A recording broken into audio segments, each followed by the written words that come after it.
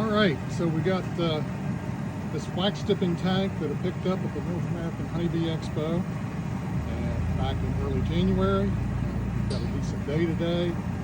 This thing's been heating up for quite a while. It has to get up to 300 degrees. The wax in it has to get up to 300 degrees, so we're finally there. And I'm going to go ahead and dip the first boxes in this thing and give it a trial run.